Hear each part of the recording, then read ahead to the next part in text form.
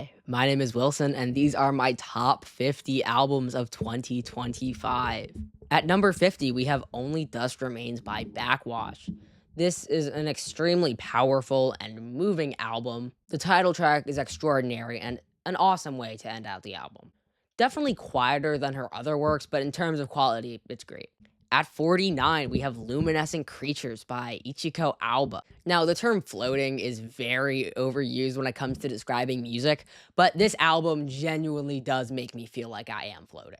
At 48, we have Sincerely by Kali Uchis. This is my favorite album of hers since her debut in Isolation. This is a great follow up from her album last year, and as you go through the track list, it just keeps getting better. At 47, we have Gollywog by Billy Woods. Billy Woods delivers yet again with an amazing project. The instrumentals on this thing are phenomenal, especially on Counterclockwise, where the beat sounds straight out of a sci fi film. At 46, we have End of the Middle by Richard Dawson. I've been a fan of Richard Dawson's work for a while now, and this album did not disappoint at all. This is one of the most consistently good track lists I've listened to this year, and there really isn't any songs on the album that I actively avoid or don't see myself going back to. At 45, we have The Sword and the Soaring by Navy Blue. As someone who enjoyed Songs of Sage, I had high hopes for this album, and it delivered. I still have not made up my mind on whether I like this more or less than Songs of Sage, but the fact that that is even a conversation shows how good this album is. The beat on Orchards reminds me of a more classic hip hop song with the piano. At 44, we have Apiary by Gingerby. This was an album that really surprised me. I'm not a big fan of Screamo, so seeing that Gingerby was listed as a Screamo band didn't give me the highest hopes for the album. But I was surprised to hear that this album really isn't Screamo at all, and it's actually more of a chamber pop album, and a great one at that. At 43, we have Iconoclast by Anna von Hauswolfen. This is an otherworldly album that truly reminds me of a surrealist painting. The vocals on this thing are amazing, and a lot of instrumentation, specifically with the saxophone. The album also delivers great features from the likes of Ethel Cain, Iggy Pop, and Anna's sister, Maria. At 42, we have Hyperyouth by Joey Valence and Bray. Just an incredibly fun album from Joey Valence and Bray, with an incredible feature from Rebecca Black, who killed it on See You Dance. While this album goes into a more pop-centric direction than their last two albums, I don't think it sacrifices any quality to do so. This is just a really fun and good album that makes me very excited to see what Joey Valence and Bray can produce in the future. At 41, we have Baby by Dijon. The highly anticipated follow-up to his 2021 album absolutely delivers on all fronts. My two favorite tracks off of this album come at the very beginning with Baby and Another Baby, which act as great tone setters for the rest of the album. At 40, we have Gem of the West by Century. Great blend of art and noise rock with an extremely strong start and an even stronger finish. If you're into a band like Touchdown Jesus, I think you will get a lot out of this. At 39, we have Willoughby Tucker, I'll Always Love You by Ethel Cain. Earlier this year, Ethel Cain released her EP Perverts, which went in a more experimental and drone direction. I personally really enjoyed this, and it ended up being one of my favorite EPs of this year. However, stylistically, this album ends up being much closer to Preacher's Daughter, her last full-length album, than Perverts. This album is amazing from front to back, and I really enjoy when Ethel Cain goes in a more ambient direction on songs like Willoughby's Interlude. At 38, we have Alfredo 2 by Freddie Gibbs and The Alchemist. While I don't enjoy this quite as much as the original Alfredo, this still has a lot to offer. The Alchemist, as always, comes with some amazing jazz rap beats, which Freddie Gibbs takes full advantage of. At 37, we have The Scholars by Car Seat Headrest. The instrumentation on this thing is stunning, especially on songs like Reality. Despite the album having multiple songs that lengthwise go over 10 minutes, I never really feel like the songs are being unnecessarily stretched to fill a specific runtime. The length feels very intentional, and I think it works extremely well. As someone who did not enjoy their last album, Making a Door Less Open, I think this is an incredible bounce back. At 36, we have Snipe Hunter by Tyler Childers, a great album with awesome production by Rick Rubin. This album feels pretty close stylistically to his 2022 work, Can I Take My Hounds to Heaven, which I like because I enjoyed Can I Take My Hounds to Heaven much more than his next album, Rested in the Rain. While this is a fantastic album, it only manages to be my second favorite album from a Tyler this year. At 35, we have Tranquilizer by Onitrix Point Never. The sounds on this thing soothe my brain in a way I can't really put into words. I think the closest I can get is it kind of feels like swimming in a dark ocean in the middle of nowhere and you're just kind of floating. Now, that is a very odd comparison to make, but I'm sure there's at least one person out there that knows exactly what I'm talking about. Overall, this is a very futuristic and abstract album. At 34, we have Seeking Darkness by Huremic, one of the most impressive albums of the year. It is extremely noisy, but not in a way that takes away from the quality or the listening experience. While some people might find this album difficult to listen to due to its harsh noise and roughness, I think those aspects of the album add to it. At 33, we have Worldwide by Snooper. The follow up to the band's great debut in Super Snooper does not disappoint at all. The album is jam packed with a bunch of short and quick songs with some average length ones sprinkled in. And when I say quick, I am not just talking about the length of each song, because this album is fast. Very fast. You're immediately put into that with the opening track, Opt Opt, which is actually my favorite off the album. Apparently, this album is egg punk, and while I'm not entirely sure what egg punk is, this sounds exactly what I would expect a genre called egg punk to sound like. At 32, we have Lux by Rosalia, probably the most impressive album of this year, as we see Rosalia sing in 13 different languages and managing to bring the same level of emotion to each one. I'm not sure if I'm more impressed with her pure vocal ability or the fact that she's able to sing in 13 different languages so effectively. Not to mention, the orchestration on this album is beautiful. Berghain might be the most epic song of the year, with awesome features from Bjork and Yves Tumor.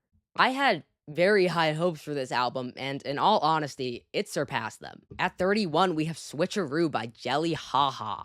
This might be the album I had the most fun with this year. My favorite song on this thing has to be the opener in Funny Music, with an awesome vocal performance and overall just sounding otherworldly. The most fun song on this album is definitely Bounce House, which lives up to its name and has a phenomenal music video, which you should check out. This track is followed up with Piss Artist, which in my opinion is the worst song on the album, but I don't see myself actively avoiding it, and there's still parts of the song that I do find myself enjoying. At 30, we have Birthing by Swans.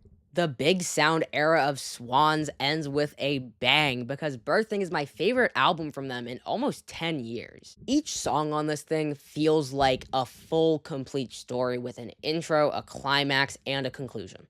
Besides maybe The Merge, which, at least sheer noise-wise, climaxes at the very beginning of the song.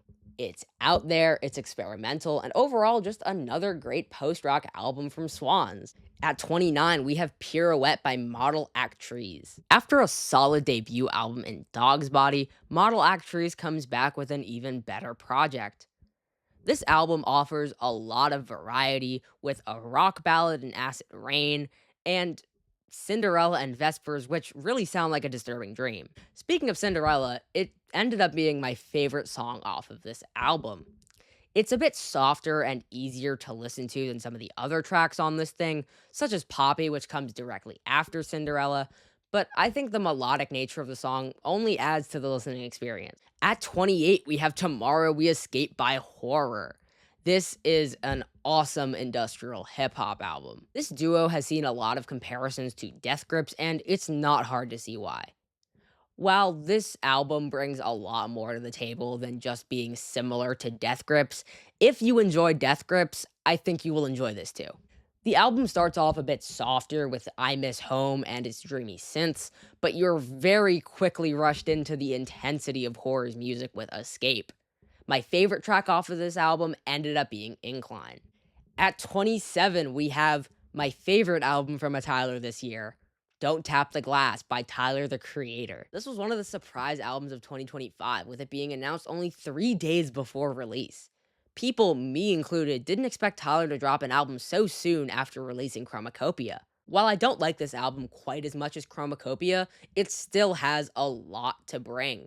The album goes in a more pop and dance centric direction, which I personally really enjoyed, especially on songs like Sucka Free and Ring Ring Ring. The album also delivers great features like Pharrell on the first song, Big Poe, where he absolutely kills it. And on Don't You Worry Baby and I'll Take Care of You, where Tyler takes a bit of a step back and lets the features really shine, which works really well.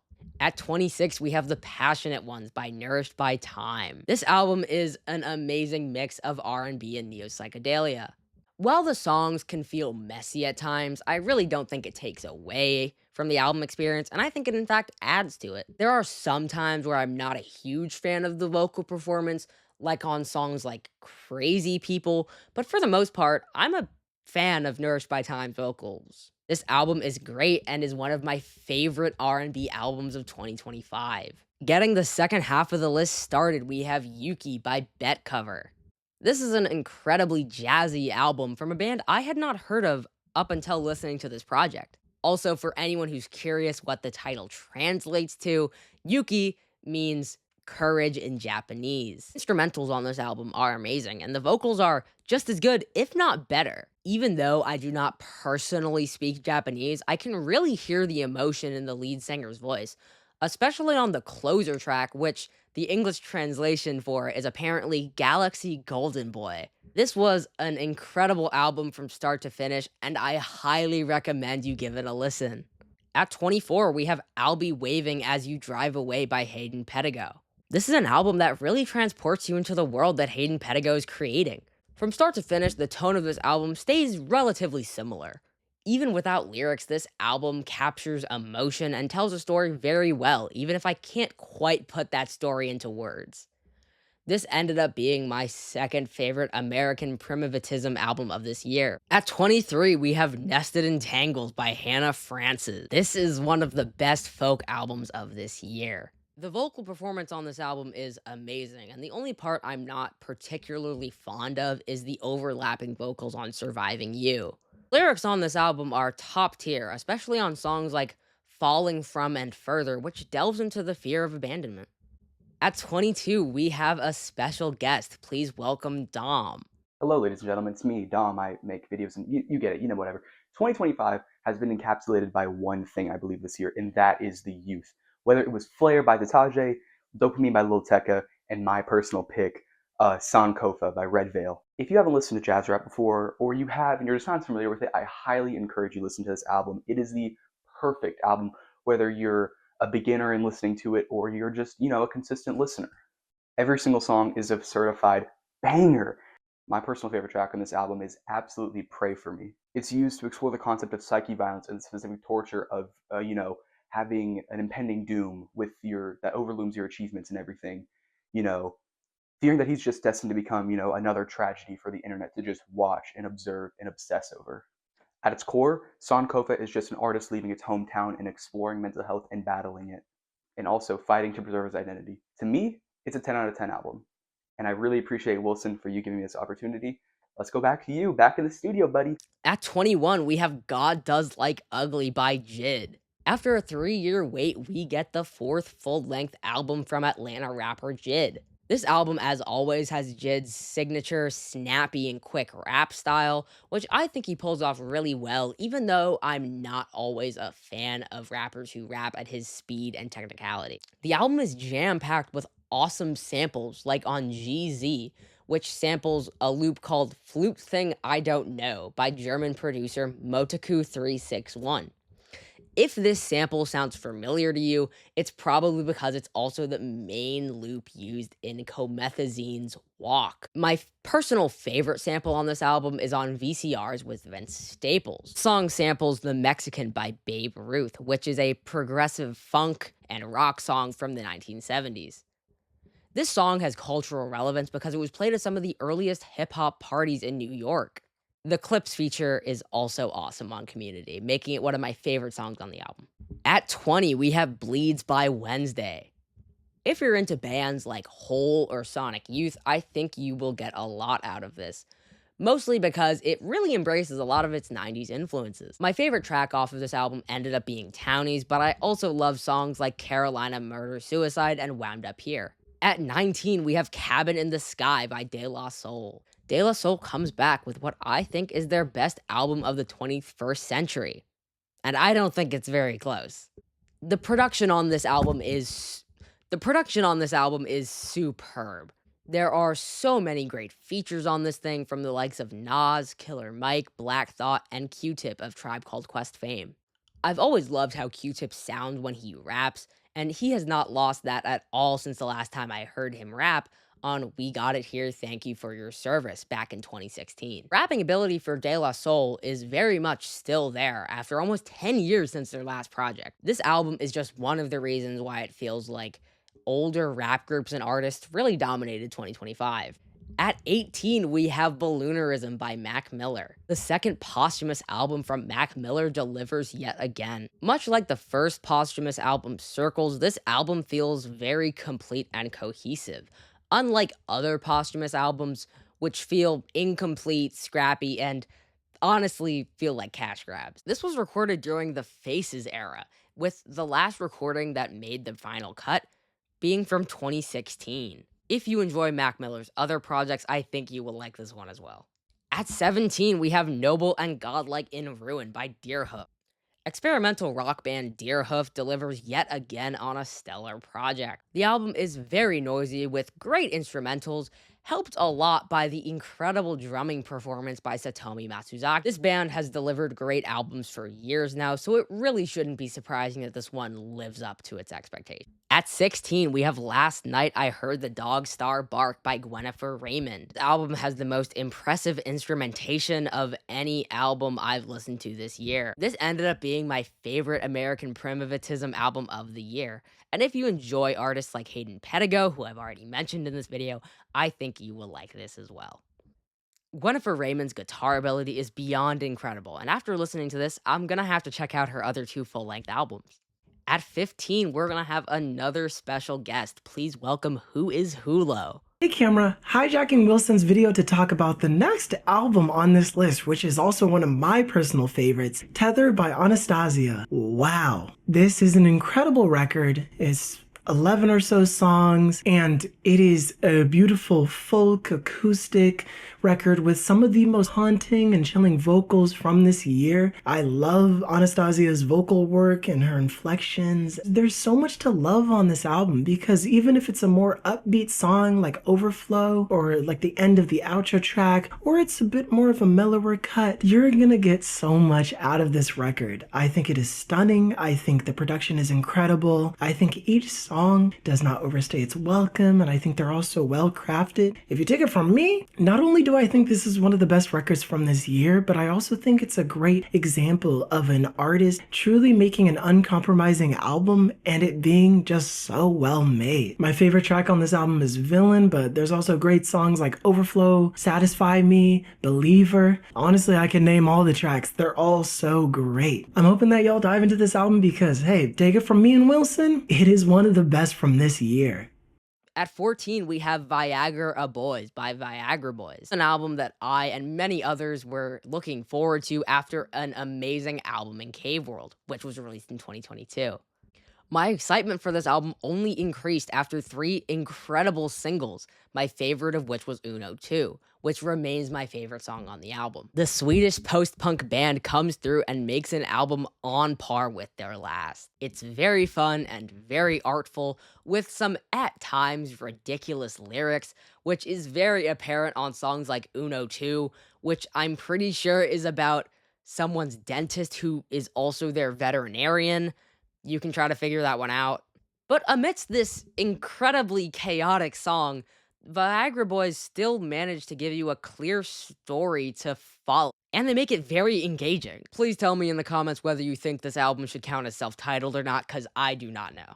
At 13, we have 7 by the Budos Band. This is the 7th album by the Budos Band, which you might have been able to tell by the name. I was first introduced to the Budos Band from their song Up to the South, which is very prevalent in the hip-hop community. Stylistically, this album does not stray far away from the Budos Band's other 6 albums, which doesn't take away from the experience. But that doesn't make the album any less enjoyable. This is a really good jazz and funk crossover album, and if you enjoyed the band's other works, I think you will enjoy this one too. At 12, we have Magic of the Sail by Teeth. This is the second full length album from Texas slowcore and dream pop band Teeth. This album is very similar to their debut album from 2020, but it embraces the softness a bit more, which is saying something because their debut was also very soft. A problem I often have with albums like this is I can't really understand the lyrics under the instrumentation and drawn out words. However, this problem really doesn't exist on this album. I think the best example of this is on Anywhere, which is my favorite song on the album. This is a great album from a great band that I had not explored up until this year. After doing so, I am excited for their third full length album after a great first two. At 11, we have In the Earth Again by Chat Pile and Hayden Pedigo. This might be one of the most unlikely and unexpected collaborations I've ever listened to, because Chat Pile and Hayden Pedigo's music could not be more different. Chat Pile is a noise rock and metal band, while Hayden Pedigo is an American primitivism and ambient Americana artist. Their sounds really complement each other, and even though it sounds different than either one's material on their own, I think if you are a fan of either artist, you will enjoy this. Great album from an unlikely collaboration, which I'm very glad happened. Great album from an unlikely collaboration. Getting the top 10 started, we have Goodbye World by Miffle. Miffle is a Polish artist, and this is their debut album. This album was dedicated to one of Miffle's friends who sadly passed away in 2023. Even without that context surrounding the album, it just sounds incredibly sad and nostalgic, making me feel like I'm missing something, even if I'm not sure what that thing is I am missing. I think part of this is because of the album's consistent use of tape loops, which further intensifies the feelings of nostalgia, at least for me. This is a very raw album that on the surface might not seem very polished, but I think the graininess of the album was a very intentional choice that works very well. If you can, I would go to a dark room, put some headphones on, and listen to this album right now, because I truly believe that this can draw emotion out of almost anyone. At 9, we have Forever How Long by Black Country New Road. The third album from British progressive and experimental rock band Black Country New Road manages to be on par with their last two albums and better than their debut. I was very curious to hear how this sounded since this is their first project since the departure of their lead singer, Isaac Wood. A lead singer leaving a band is something that we see many examples of in music, and often the band really can't reach their peak again. One famous example being The Smiths. Despite this, the album is still fantastic, and just as creative as their last two. We see the band go in a more pop centric direction, like on Besties, which I think is one of the best songs of the year. At number 8, we have A City Drowned in God's Black Tears by Infinity Knives and Brian Ennals. If you're the type of person to say, get politics out of my music, you will absolutely hate this. That being said, this is the third full length album that Infinity Knives and Brian Ennals have released together, with Infinity Knives having two separate solo projects. A City Drowned in God's Black Tears is A City Drowned in God's Black Tears is one of the, if not the most versatile album I listened to this year.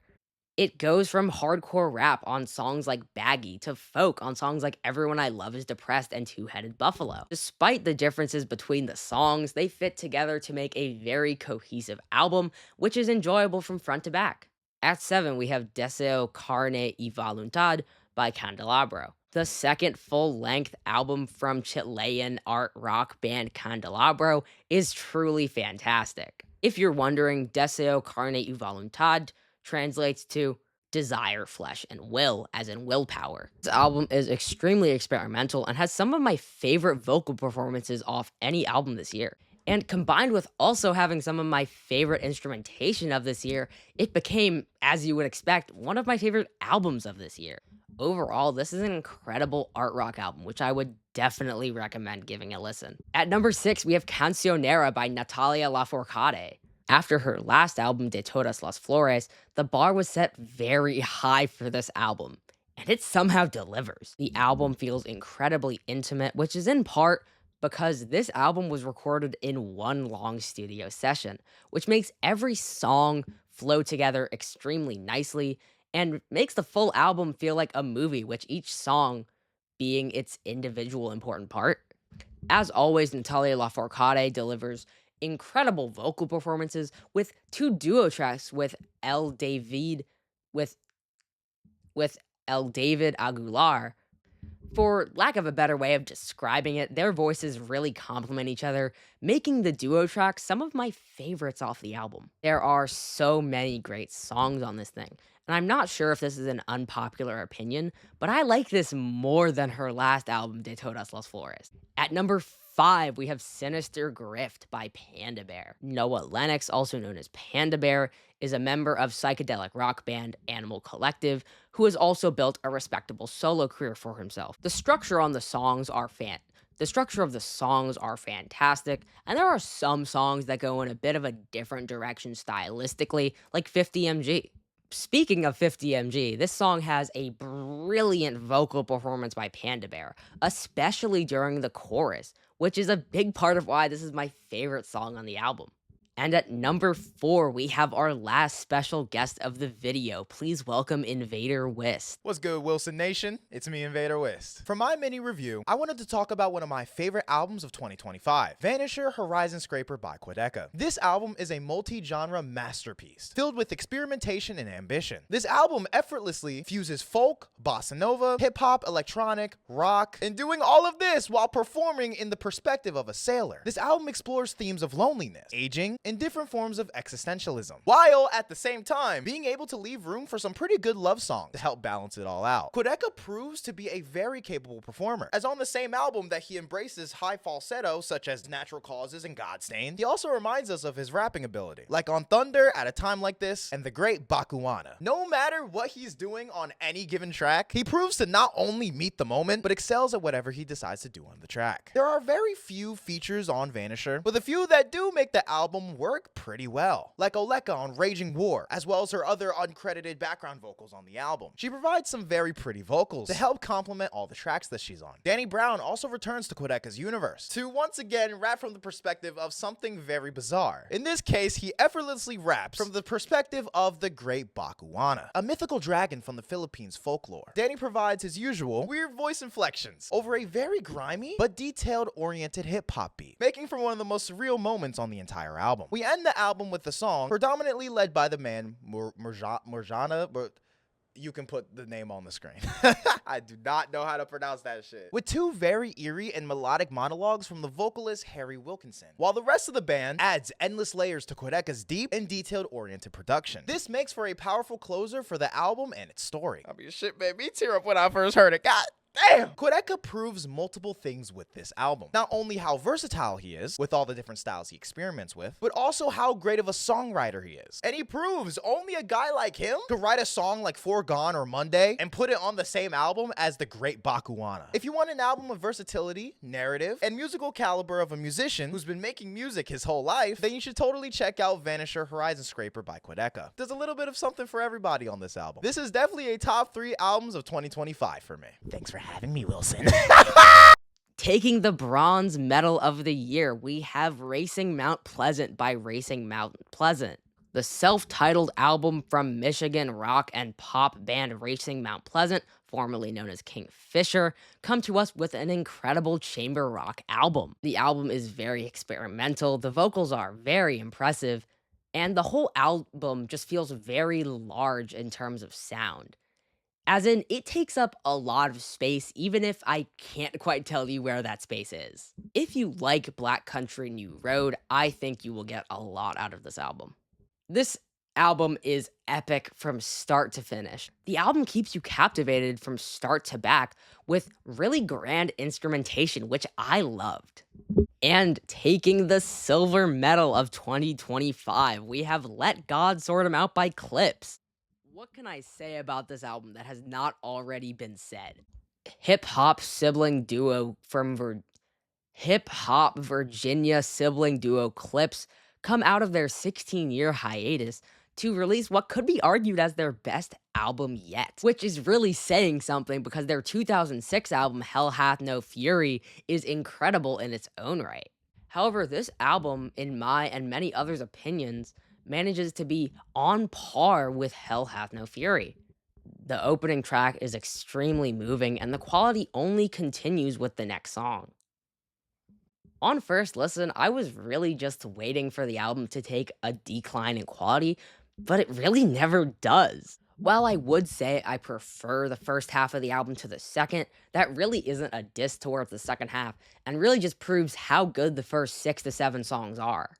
There are many great features on this from the likes of Kendrick Lamar, Tyler the Creator, and Nas. All of the features felt well placed and none of them felt forced. Malice also really impressed me with his rapping ability on this, considering I haven't really heard him outside of Clips, which I will remind you, their last album released in 2009. This album would be my album of the year in almost any other year. But considering this year was incredibly stacked for music, there managed to be one that's even better. At number 1, my favorite album of 2025 is Getting Killed by Geese. The 4th album from Geese is their best yet. This album is very creative and extremely enjoyable from start to back. I never get bored throughout the 46 minutes of runtime, and even though I've listened to this album many times since its release, I still can't get enough of it. My 2 favorite songs of the year are both on this album, Cobra and Alpes Do Cocaine. Alpes Do Cocaine is probably one of my most listened to songs right now, and Cobra isn't that far behind. I really loved Cameron Winter's vocals on this album, which surprised me because admittedly I wasn't the biggest fan of his vocals on his solo album from earlier this year. I'm not sure what changed in my mind from then to now because the vocals do sound pretty similar, but I'm glad it did. After Let God Sort 'Em Out came out, I was almost certain that no album would top it this year. I was wrong. I thought it was basically confirmed album of the year already. And then I listened to this album and realized not only do I think it's amazing and one of the best albums of this year, I think it's the best album of this year. The instrumentation on this is great and in moments very loud, like the end of Alpes Do Cocaine and Long Island City Here I Come. Overall, this is an album I highly encourage you listen to because it is my personal favorite album of 2025. Overall, this was a fantastic year for music and makes me very excited for what 2026 has to offer. If you enjoyed this video, I would really appreciate it if you subscribe down below. Bye!